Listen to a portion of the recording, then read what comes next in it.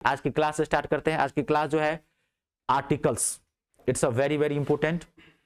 लिखिएगा, there are two types of articles.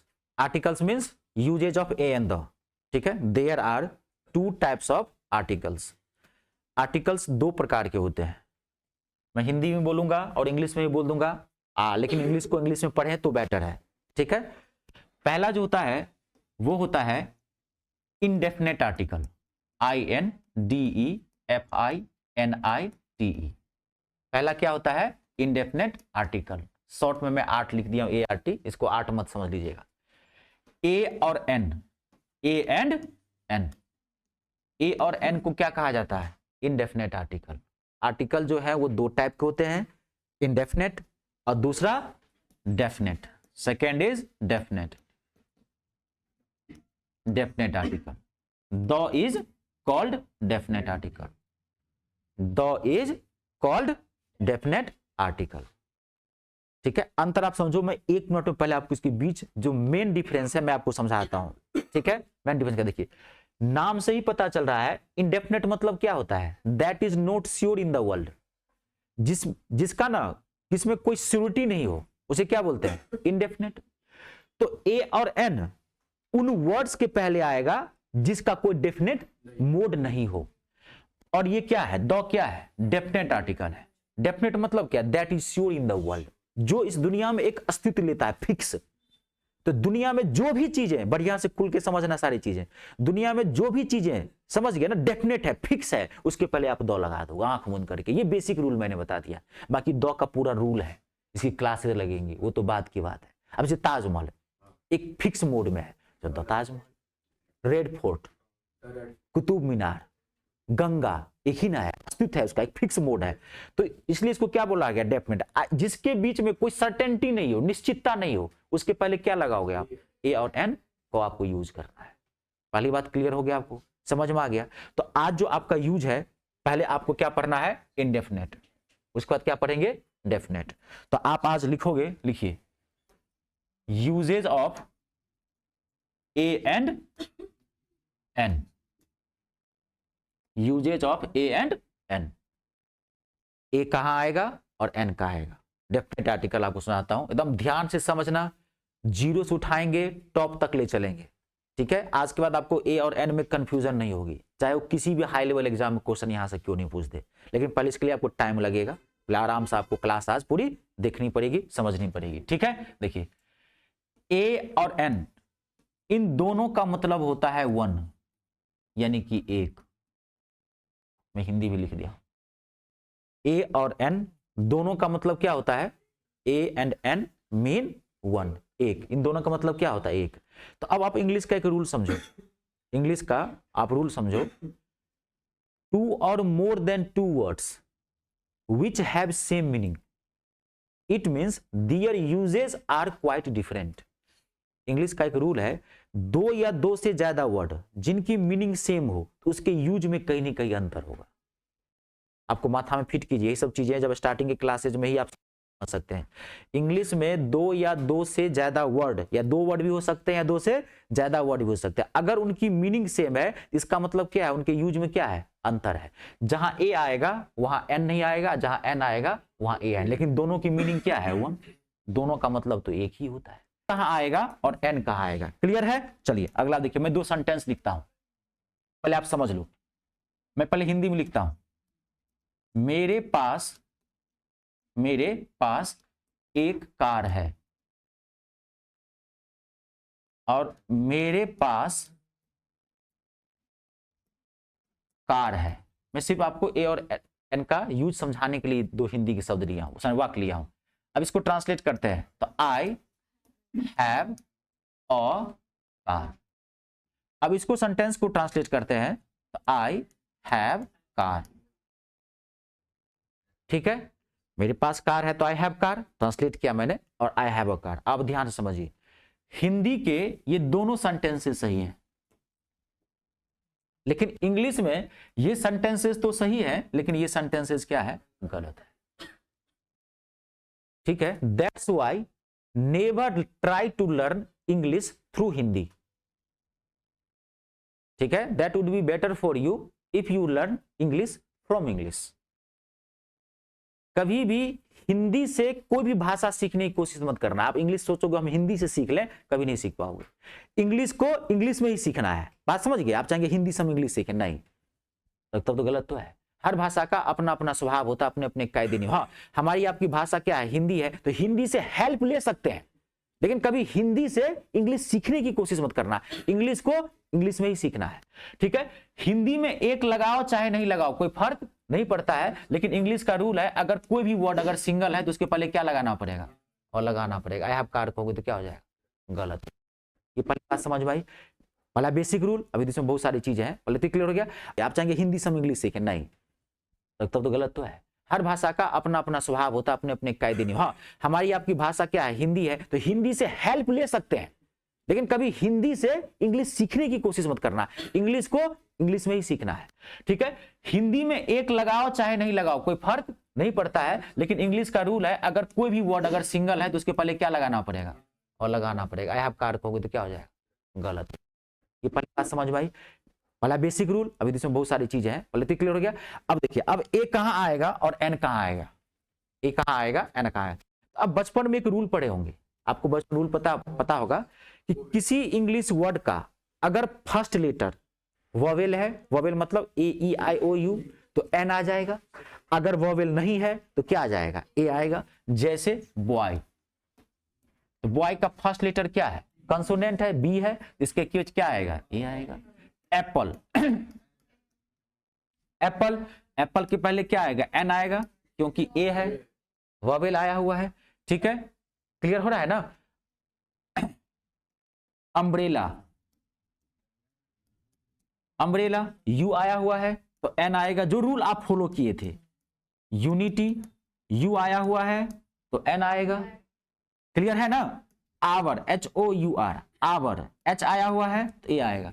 तो आपको इंग्लिश में एक रूल बताया गया था बेसिक में कि अगर किसी इंग्लिश वर्ड के लास्ट में, फर्स्ट में अगर पहला लेटर वोवेल है तो क्या आएगा, एन आएगा, और बाकी क्या आएगा, कंसोनेंट आएगा। तो मैं आपको एक चीज बता दूं, यहां तो ठीक है, लेकिन यहां पे ये गलत है। यहां पे यूनिटी के पहले एन नहीं आएगा, यहां ए आएगा, और यहां आवर के पहले ए नहीं आएगा, यहां पे क्या आएगा, एन आएगा। तो ये रूल क्यों डिफर कर गया, अब ध्यान से सुनना, आपको ध्यान सुनना। तो वो जो रूल बताया गया था, रूल गलत नहीं होता है, जो आपको बचपन में पढ़ाया गया होगा, उस रूल में और भी बहुत सारे रूल्स होते हैं जो आपको क्लैश करता है, तो छोटे छोटे रूल्स याद हैं।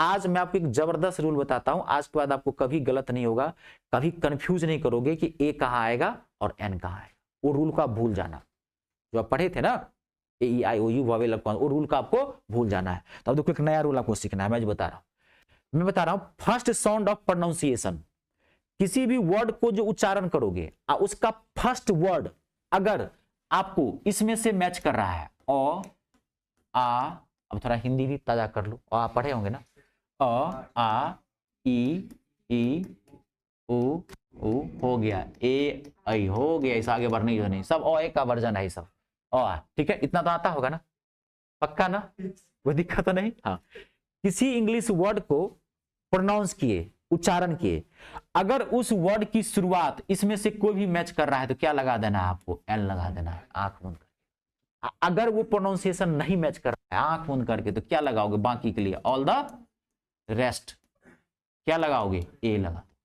एक छोटा सा रूल आपको ध्यान रखना है, सारा चीज कवर है, इसके बाद कुछ नहीं करना है। अब जैसे देखो यहाँ पे बॉय, तो बॉय लिखो आप, बॉय क्या आ रहा है, बॉ, मैच कर रहा है, इसमें नहीं मैच कर रहा है तो क्या आएगा यहाँ पे, एप्पल। अब ए लिखो, एप्पल लिखो, ये सब छोड़ो, हटाओ, ये देखना फर्स्ट लेटर देखो, ए क्या कर रहा है, ए लिखो, ऐसे वाले को बने, ए मैच कर रहा है, क्या आएगा, एन। अम्ब्रेला, ओ, आगे छोड़ो ना, पूरा लिखने की जरूरत भी नहीं है, अम्ब्रेला, ओ मैच कर रहा है, इसमें से कोई भी मैच, फर्स्ट अक्षर का साउंड मैच कर रहा है, क्या आएगा, एन। यूनिटी, यूनिटी, दिक्कत है, पूरा लिख लो, यूनिटी, यो मैच कर रहा है, नहीं मैच कर रहा है तो क्या आ जाएगा, ए आ जाएगा। आ रही है बात समझ में, कोई दिक्कत तो नहीं, देख लियो आप। Hour, H O U R, hour कैसे लिखोगे, आवर लिखोगे ना, ओ मैच कर रहा है, ओ आ ओ उ, ये सब क्या है, सब ओ ए का वर्जन है, समझ है ना, कनेक्ट है, ठीक है। तो यहाँ क्या आएगा, एन आएगा। आई बात समझ में, क्लियर है? आज के बाद कभी आपको दिक्कत नहीं, फटाफट 10-20 वर्ड बनाओ, मैं बोलता हूँ फटाफट लिखो, फटाफट, हाँ एकदम लिख लीजिए। किसी इंग्लिश वर्ड का लिख लेना पहले, अगर उसका फर्स्ट वर्ड इसमें से मैच कर रहा है, फर्स्ट लेटर और आ ई ए कोई भी आ रहा है, आंख मुंद करके एल लगा देना है, बाकी के लिए क्या लगा देना है आपको, ए लगाना है। छोटा सा एक रूल आप याद रखो, कभी कंफ्यूजिंग नहीं करोगे क्या आएगा नहीं आएगा।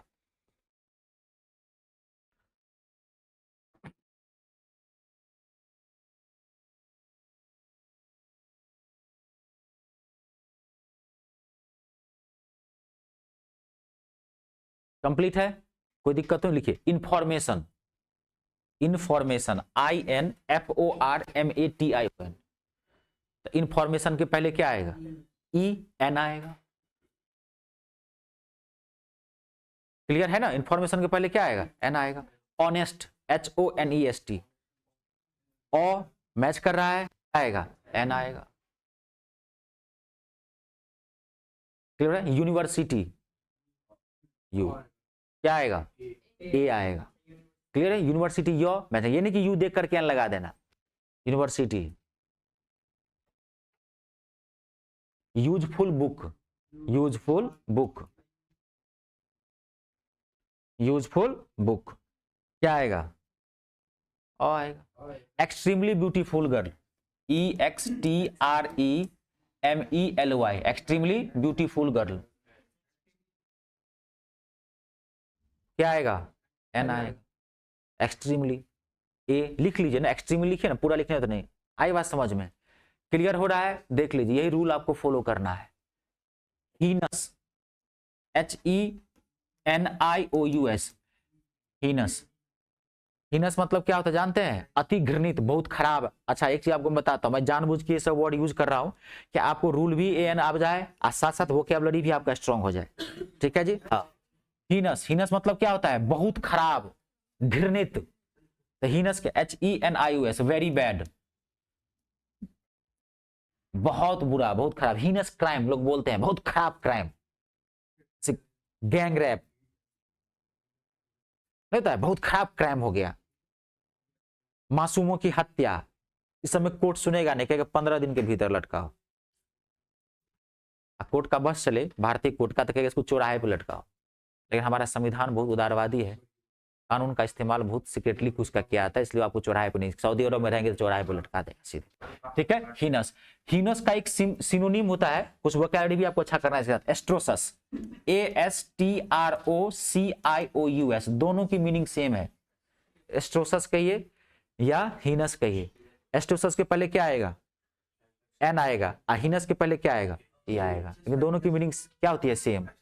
ASTROCIOUS, एस्ट्रोसस मतलब होता है अति घृणित, बहुत खराब। एंसेस्टर, ANCESTOR, एंसेस्टर मतलब समझते हैं, पूर्वज, फोर फादर, दादा परदादा जो होते हैं। तो क्या आएगा, एन आएगा। आ रही है बात समझ में? आज के बाद आपको ए और एन में कहीं कंफ्यूजन तो नहीं होगा। देख लीजिए जहां दिक्कत होती है। अगला, it's a very very important, 1 rupee note, 1 rupee note क्या आएगा, ए आएगा। कभी भी ओ देख करके फट से एन मत मार देना। 1 कैसे लिखोगे, वो और न वो मैच कर रहा है, आई आ रहा है वो में, तो क्या आएगा यहाँ पे, ए आएगा। कभी एन मत मारना, गलत हो जाएगा। ठीक है? वो रूल हटा दो कि ए आई वो आ रहा है तो एन, वो नहीं, वो हटा दीजिए। हाँ, एकदम भूल ही जाइए, वो जब तक रहेगा तब तक आपको नहीं सीखने देगा, क्लैश करवाएगा। 1 आइड गर्ल, 1 आइड EYED गर्ल, एक आंख वाली लड़की यानी कि अंधी लड़की। तो 1 आइड गर्ल, तो 1 आइड गर्ल के पहले क्या आएगा, ओ आएगा, आएगा ना, एन लगाओगे तो क्या हो जाएगा, गलत हो जाएगा। आ रही है बात समझ में? क्लियर हो गया? ठीक है? यूटेंसिल, UTENSIL, यूटेंसिल कहिए या यूट्रिकल कहिए, UTRICLE, यूट्रिकल, CLE, इसका मतलब होता है बर्तन। यूटेंसिल कहिए या यूट्रिकल कहिए, इसका मतलब क्या होता है, बर्तन। क्या आएगा इसके पहले, ए आएगा। अगर एन लगाओगे तो क्या हो जाएगा, गलत हो जाएगा। समझ रहे कि नहीं समझ रहे हैं? ये सब वर्ड थोड़ा मीनिंग भी याद रख लेना बढ़िया से। क्लियर है? कंप्लीट। ऑनर, HONOUR, ऑनर के पहले क्या आएगा, एन आएगा। इसी से बन जाता है ऑनरेबल, ऑनरेबल के पहले क्या आएगा, एन आएगा। ऑनररी, क्लियर है ना? HONOUR, ऑनर, ऑनर से बनता है honourable, HONOURABLE, it's a very very important. Honour से ही बन रहता है ऑनररी, HONORARY। ध्यान समझो, ये दोनों में अंतर है। इन तीनों के पहले क्या आएगा? एन, क्योंकि ओ मैच कर रहा है तो क्या आएगा? एन आएगा। अब देखिए, अब ध्यान सुनना, इसका मतलब भी सम्मानित होता है। ऑनरेबल मतलब क्या होता है? सम्मानित, रिस्पेक्टफुल या रिस्पेक्टेड। और ऑनररी मतलब भी क्या होता है? रिस्पेक्टेड। दोनों की मीनिंग सेम है, लेकिन यूज में अंतर है। कभी भी ऑनरेबल का यूज जो है वो लिविंग थिंग्स के लिए करना, यानी कि पर्सन के लिए करना, व्यक्ति के लिए। ऑनरेबल पर्सन, तो क्या जाएगा? An person. कॉम्पिटिटिव सीखना है आपको, एरर देगा वहां पे। लेकिन अगर कोई पद भी तो सम्मानित होता है ना, तो पोस्ट के लिए किसका यूज करोगे? ऑनररी का। अगर आप ये कहोगे कि ऑनरेबल पोस्ट, इनकम टैक्स है ना, income tax officer is an honourable post, तो क्या हो जाएगा? गलत हो जाएगा। क्या कहोगे? Income tax officer is an honorary post. तो पोस्ट के लिए किसका यूज करते हैं? ऑनररी का। व्यक्ति के लिए किसका यूज करते हैं? ऑनरेबल का। That is the main difference between these words. ध्यान रखिएगा, जो चीजें नहीं आता हो फटाफट लिखते जाइए। अब देखिए अगला, इंपोर्टेंट, IMPORTANT। इंपोर्टेंट मतलब होता है महत्वपूर्ण। आप जानते होंगे इसके पहले क्या आएगा? एन आएगा। अब कुछ कंफ्यूजिंग करते हैं। Important, IMPOTENT। मैं आपको जानबूझ करके कुछ हार्ड वर्ड दे रहा हूं ताकि आपकी वोकैबुलरी भी अच्छी हो जाए और रूल भी आप फॉलो कर लें। ये बॉय गर्ल टेबल चेयर पे दूं वो अच्छा थोड़ी लगेगा, आपको थोड़ा डीप पढ़ना है। कभी भी इजी चीजों में कभी विश्वास मत करना, हमेशा हार्ड से हार्ड चीजों में विश्वास करना। इजी चीजें अपने आप आने लगती है। इंपोर्टेंट का मतलब होता है नपुंसक, नामर्द। इसको हिजरा मत समझना, हाँ, नपुंसक, नामर्द, नामर्द, ठीक है। अब इसकी डेफिनेशन होती है, एकदम लिख लेना। इंपोर्टेंट मतलब क्या होता है? नामर्द, नपुंसक। A person who has lack of sexual power. A person who has lack of sexual power. Lack मतलब क्या होता है? अभाव, ठीक है। One who has lack of sexual power, it's a very very important. इसको आप कभी भी याद रखना, इसको खिजरा या किन्नर मत बोलना, ठीक है। इसके पहले भी क्या आएगा, लेकिन क्या अंतर है? इंपोर्टेंट बोलते हैं इसको, ये वर्ड अलग है। इंपोर्टेंट मतलब होता है महत्वपूर्ण, एसेंशियल जिसे बोलते हैं। क्लियर हो गया?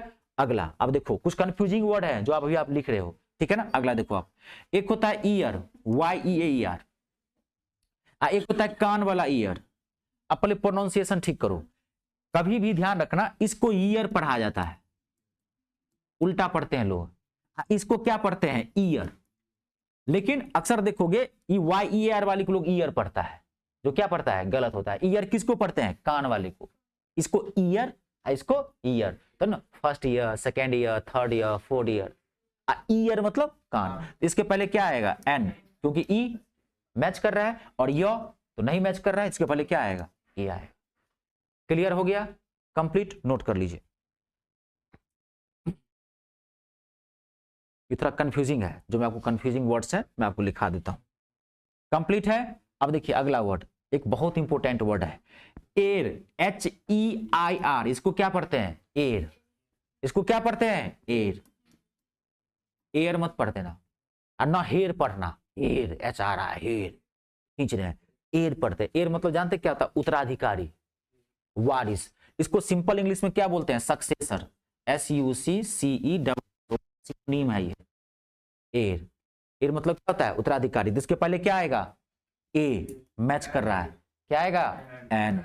अगर आप ओ कहोगे तो क्या हो जाएगा? गलत हो जाएगा। अगर कोई महिला उत्तराधिकारी है किसी संपत्ति का, तो इसको क्या बोलते हैं? Heiress, HEIRESS। तो इसके भी पहले क्या आएगा? एन आएगा। क्लियर हो गया? कंप्लीट, ठीक है। अगला, नेक्स्ट, अब देखिए UEWE, it's a most important word, ठीक है, for competitive point of view.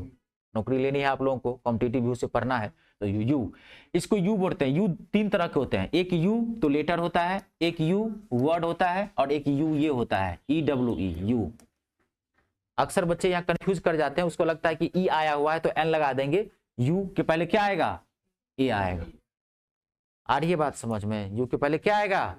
ए आएगा। अब यू का मतलब क्या होता है जानते हैं? यू का मतलब होता है भेड़ी, भेड़ की बीवी, वाइफ ऑफ, हाँ वाइफ ऑफ शिप। शिप तो दोनों के लिए, सुनो आप अच्छी जानकारी देता हूं, अभी बहुत सारी चीजें हैं, पहली क्लास में सारी चीजें थोड़ी सीख लोगे।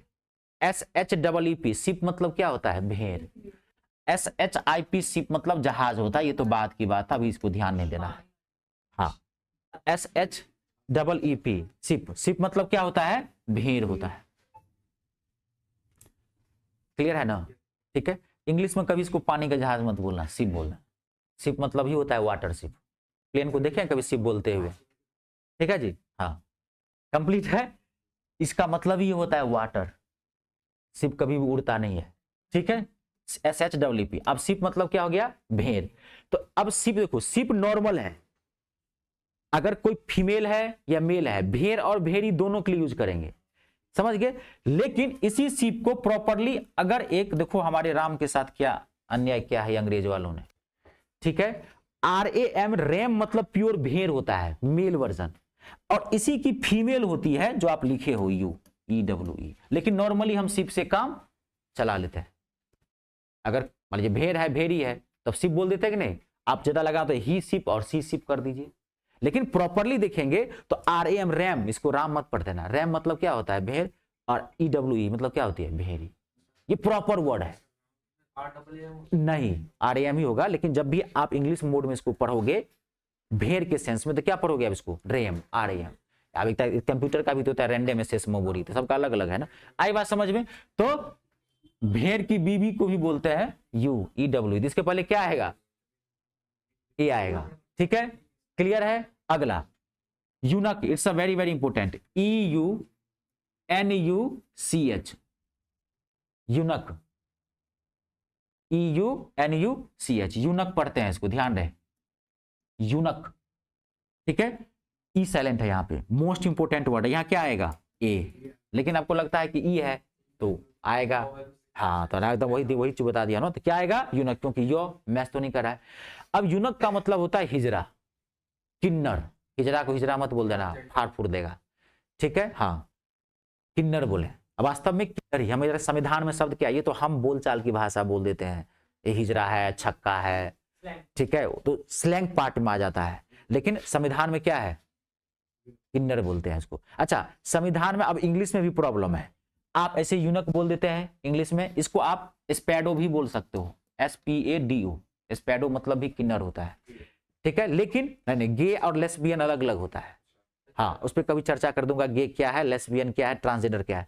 अब ये हो गया, हाँ अलग अलग होते हैं। ट्रांसजेंडर, TRANSGENDER, ये तीनों की मीनिंग क्या है? सेम। ठीक है, लेकिन नॉर्मली क्या होता है? ट्रांसजेंडर संविधान में इसका वर्णन है, कॉन्स्टिट्यूशन में किन्नर बोलते हैं। ट्रांसजेंडर को एक सीट आरक्षित है, आप जानते होंगे मेंबर ऑफ पार्लियामेंट में ये लोग बैठते हैं, ट्रांसजेंडर। तो कभी भी आप इंग्लिश में भी अगर आप यूनक या स्पेडो बोलते हैं तो ठीक नहीं माना जाता है ट्रांसजेंडर। हाँ, that would be better terminology for eunuchs. Clear हो गया? कंप्लीट। देख लो, ये सब थोड़े कंफ्यूजिंग वर्ड है। अब जी, राम को हिंदी में राम कहेंगे तो इंग्लिश में क्या कहेंगे? राम ही बोलिए ना, उधर नाउन है ना। राम में आर एन के बाद के लग जाता है, राम अभी उस पर चर्चा नहीं करेंगे, वो अभी, हाँ उस पर भी चर्चा नहीं करा है, हाँ वो दूसरी चीज है। हाँ हाँ क्लियर है ना, वो दूसरी चीज है। कंप्लीट है। जब भी आप यहाँ रैम पढ़ोगे इसको, ये चीज क्लियर है ना? हाँ, उस पर कभी बात पे चर्चा करूंगा मैं। कंप्लीट है, कंप्लीट। चलिए अब देखिए, कोई भी एब्रीविएशन वर्ड है, संक्षिप्त शब्द, तो अब उसके पहले कैसे लगाएंगे? जैसे देखो MBBS, कोई भी संक्षिप्त शब्द है, अब उसके पहले कैसे लगाएंगे? मेरे पिताजी MBBS डॉक्टर है ना, तो मान लीजिए क्या लगाएंगे? तो सेम रूल वही है, कहता हूं जबरदस्त चीज बताया हूं, आज के बाद कभी कंफ्यूजन नहीं हो क्या आएगा। आप ना पहला लेटर देखना, M लिखो, ऐसे तुक्का मत मार देना, M लिखो, ऐसे लगेगा कि A आएगा, A मैच कर रहा है, रूल वही है, तो क्या आएगा इसके पहले? N MBBS। ठीक है, my father is an MBBS doctor. अगर my father is MBBS doctor कहोगे तो क्या हो जाएगा? गलत हो जाएगा। ठीक है, bachelor of medicine and bachelor of surgeon. Clear है? अगला LIC एजेंट, ठीक है, तो आप एल लिख लो, लिख लेना पहले एल, ठीक है। ए मैच कर रहा है, क्या आएगा, NCC officer, officer national cadet corps, ठीक है, एनसीसी, एन लिखो, क्या आएगा, एन आएगा, ठीक है। MBA master in business administration, तो एमबीए में क्या होगा, एम लिखो, क्या आएगा, एन आएगा। BBA bachelor of business administration, क्या आएगा, बी मैच तो नहीं कर रहा है, ए आएगा। DDA Delhi development authority, DDA flat मिलता है, डीडीए क्या आ जाएगा, डी मैच नहीं करेगा, क्या आएगा, ए आएगा, ठीक है। क्लियर है, कंप्लीट है ना, हाँ कोई भी ले सकते हैं आप। एलएलबी जो सब आता है मैं वो लिखा देता हूं, एलएलबी, एल लिखो तो क्या आएगा, एन आएगा। एलएलबी, ऐसे एलएलबी की फुल फॉर्म होते हैं, नॉर्मली जो होता है लोग बोलते हैं बैचलर ऑफ लॉ, लेकिन इसका bachelor of law full form नहीं होता है, सर्टिफिकेट पे आपको कभी नहीं लिखा रहेगा बैचलर ऑफ लॉ, वहां लिखा रहेगा लेगम बैक्लेरियस, लीगल वर्ड है लेगम बैक्लेरियस, ठीक है।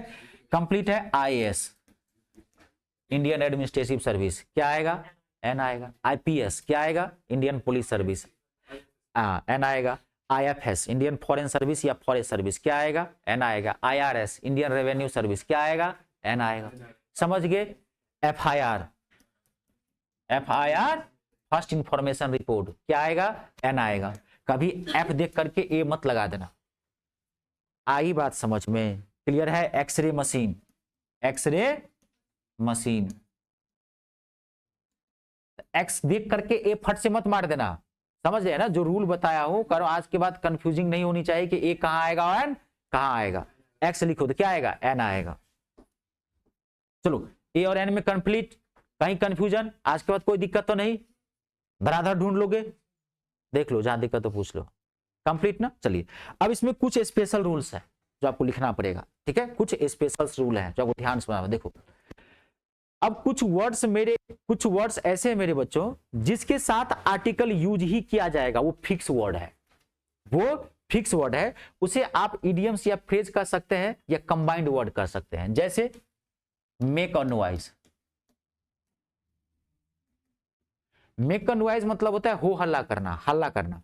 अगर आप कहीं भी मेक नॉइज बोलोगे तो क्या हो जाएगा, क्या हो जाएगा, गलत हो जाएगा। मेक अ नॉइज होता है वो हल्ला कर रहा है, तो he is making a noise. अगर आप कहेंगे कि ही इज मेकिंग नॉइज तो क्या हो जाएगा, गलत हो जाएगा। और ये एक ही वर्ड है, आप ये मत समझना कि डबल ट्रिपल वर्ड है, एक वर्ड है ये क्या है, एक वर्ड है, कंबाइंड वर्ड बोलते हैं इसको, इसको फ्रेज भी आप बोल सकते हैं। कभी भी मेक और नॉइज ही होगा, अगर मेक नॉइज देगा तो क्या हो जाएगा, गलत हो जाएगा।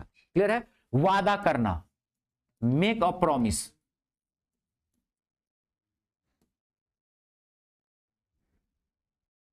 मेक अ प्रॉमिस, मैं आपसे वादा करता हूं, तो आप क्या कहोगे, आई मेक अ प्रॉमिस। आप सीधे कहोगे आई मेक प्रॉमिस या आई डू प्रॉमिस तो क्या हो जाएगा, गलत हो जाएगा। डू मतलब भी करना होता है और मेक मतलब भी करना होता है, ध्यान से समझ लेना, बहुत सारी चीजें हैं, अभी तो इंग्लिश शुरुआत ही हुई है, तो पहला चैप्टर चल रहा है, पहली क्लास, अभी तो बहुत सारी चीजें सीखनी है, ठीक है। तो मेक मतलब भी करना होता है, मेक मतलब बनाना भी होता है, तो आप सोचेंगे ये सब कहां से यूज होगा, धीरे धीरे चीज सीखेंगे। सिर्फ डू मतलब ही करना नहीं होता है, बहुत सारे ऐसे वर्ड्स हैं इसका मतलब करना होता है। पेमेंट करना, make a payment, do a payment कहोगे तो क्या हो जाएगा, गलत हो जाएगा। टेल अ लाई, झूठ बोलना, टेल अ लाई, टेल लाई बोलोगे गलत, वो झूठ बोल रहा है। ही इज टेलिंग लाई कहोगे तो क्या हो जाएगा, गलत हो जाएगा।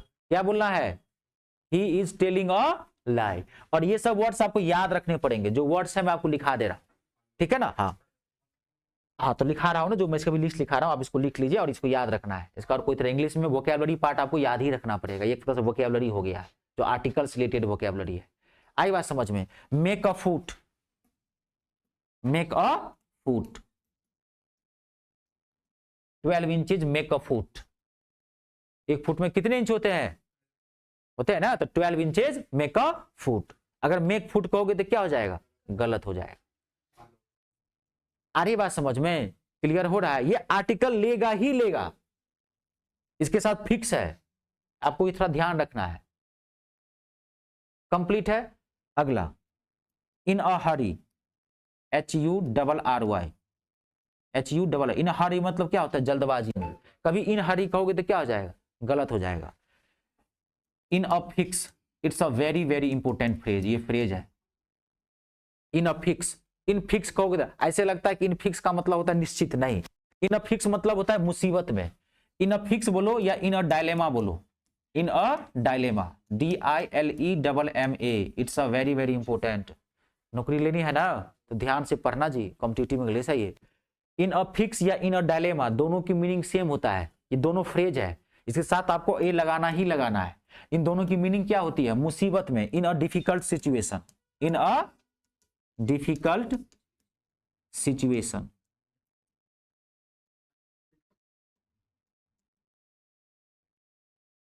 क्लियर है? हाँ, लेकिन इन अ फिक्स मतलब क्या होता है? मुसीबत में, ट्रबल में। When I missed my flight I was in a dilemma. समझ रहे कि नहीं समझ रहे? मैं मुसीबत में पड़ गया, मेरी ट्रेन मिस हो गई, मैं संकट में आ गया। इन अ फिक्स, इन फिक्स कहोगे तो क्या हो जाएगा? गलत हो जाएगा। समझ रहे हैं? As a rule, as a rule, as rule कहोगे तो क्या हो जाएगा? गलत हो जाएगा। ये कुछ चीजें अभी आप घबराइए मत, अभी तो पहली क्लास है ग्रामर वाले पार्ट की, लेकिन जो चीजें हैं जितना वो आपको थोड़ा पढ़ना पड़ेगा। एज अ रूल लिख लिए। इन अ टेम्पर, गुस्से में। In a temper, TEMPER, in a temper मतलब गुस्से में। TEMPER लिखना, TEMPER मत लिखना। TEMPER, TEMPER अलग वर्ड होता है। क्लियर हो गया? कंप्लीट है? कोई दिक्कत? देख लीजिए, जहां दिक्कत हो मुझे पूछते जाइए। सिंग अ सॉन्ग, गाना गाना। सिंग सॉन्ग कहोगे तो गलत हो जाएगा। सिंग अ सॉन्ग, ठीक है? क्लियर हो रहा है? देख लीजिए, जहां दिक्कत हो मुझे पूछते जाना। अगला लिख लिया ना, सिंग अ सॉन्ग। क्लियर है? कोई दिक्कत तो नहीं? अगला very very important, at a stone's throw, at a stone's, it's a very very important. At a stone's throw, NE throw, THROW, इसमें ए लगाना ही लगाना। At a stone's throw, at a stone's throw मतलब होता है समीप, पास, near, near इसका मतलब होता है, ये फ्रेज है। My house is at a stone's throw, please move with me, मेरा घर जो है पास ही में है, चलिए आप मेरे साथ। समझिए, नियर किस सेंस में करते हैं, ये फ्रेज है। हाँ, एट अ स्टोन्स थ्रो बहुत इंपॉर्टेंट है, कितनी बार पूछा गया यहां से। क्लियर हो गया? तो ये कुछ ऐसे वर्ड्स हैं जिनके साथ आर्टिकल आएगा ही आएगा, ये आपको याद रखनी पड़ेगी। आई बात समझ में? अब ऐसे ही कुछ वर्ड्स हैं जिनके साथ आर्टिकल नहीं आता है, अगर आप उनके साथ आर्टिकल लगा दोगे तो क्या हो जाएगा? गलत हो जाएगा। जैसे बाय मिस्टेक, अगर आप बाय और मिस्टेक कहोगे तो क्या हो जाएगा? गलत हो जाएगा। कभी क्या बोलोगे? बाय मिस्टेक, इसके साथ आर्टिकल मत लगाना। ठीक है? इन डेंजर, इन और डेंजर कहोगे तो क्या हो जाएगा? गलत हो जाएगा। My life is in a danger, please save me, है ना? तो my life in a danger कहे तो क्या हो गया? गलत हो जाएगा, वो दिया रहेगा, क्या होता है? In danger. समझ गए? Luck by chance, luck by chance, तो थोड़ा याद रखिए। सेट ऑन फायर, आग के हवाले करना।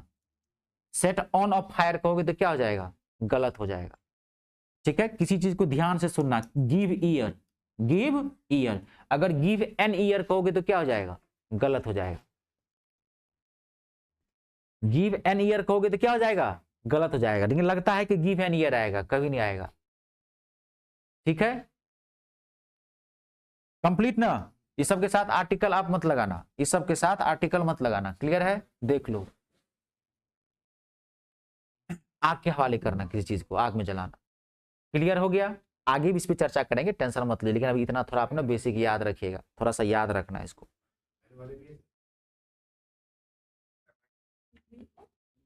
कंप्लीट है? कोई दिक्कत तो नहीं? अब देखिए, कभी भी बाय बस, बाय और बस मत करना। By bus, by car, by jeep, by bike, by motorcycle, etc. Bike के बाद आर्टिकल मत लगाना, समझ गए?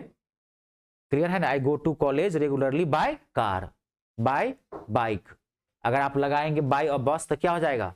गलत हो जाएगा। बाइक के बाद अगर नाउन आया हुआ है ट्रैवलिंग मोड में, उसके साथ कोई भी आर्टिकल का प्रयोग नहीं करना है। आ रही है बात समझ में? इसे थोड़ा कुछ माइंड में रखना पड़ेगा। और हैव के बाद अगर कोई नाउन आया हुआ तो उसमें आर्टिकल लगाना, जैसे हैव और ट्रिप, ठीक है ना? Have a trip, have a good day, हाँ, हैव अ गुड डे, इस सब के साथ थोड़ा लगा देना, लेकिन बाइक के बाद मत लगाना। हाँ एकदम ना, हैव अ लुक। जो डाउट हो पूछ लीजिए, कोई दिक्कत नहीं। आई बात समझ में? क्लियर है? टेक अ बाथ, नहाना, take a bath. Take a bath भी बोल सकते हो आप, और हैव अ बाथ भी बोल सकते हो, नहाना। अरे बहुत सारी चीजें हैं, अभी धीरे धीरे, अभी तो स्टार्टिंग की चीजें हैं। इसे थोड़ा कुछ वर्ड्स आप माइंड में रख लेना, क्योंकि पढ़ना तो कॉम्पिटिटिव व्यू से है ना, नौकरी लेनी है। अब कॉम्पिटिटिव एग्जाम्स में जो आते हैं वो नॉर्मल नहीं आते हैं, 9th 10th वाली चीजें होती नहीं है। हाँ, हम कोई चीज को उठाएंगे आपको जरूर जीरो से ही ले जाएंगे टॉप, जहां तक आता है वहां तक जाएगा, और ये आसान नहीं आता है। आई बात समझ में? क्लियर हो गया? कंप्लीट है? एक चीज और क्लियर, कभी भी यूनिट का यूज करोगे उसके साथ आर्टिकल का यूज करना। अगर आप सीधे कहोगे कि हाफ किलो, हाफ किलो कहोगे तो क्या हो जाएगा? गलत हो जाएगा। क्या करना पड़ेगा? Half a kilo.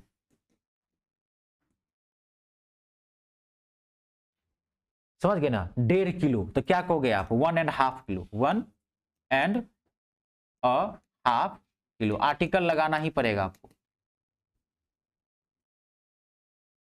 ठीक है? क्वार्टर अ माइल, क्वार्टर माइल कहोगे तो गलत हो जाएगा, क्वार्टर अ माइल। यूनिट को इंडिकेट करने के लिए आपको क्या करना पड़ेगा? आर्टिकल का यूज करना पड़ेगा। जैसे कहोगे 2.5 किलो, 2.5 मीटर कहोगे ना, तो क्या कहोगे? 2.5 मीटर, गलत हो जाएगा। क्या कहोगे? 2.5 मीटर, 2.5 मीटर। आई बात समझ में? क्लियर हो गया? यूनिट के साथ आपको आर्टिकल लगाना है।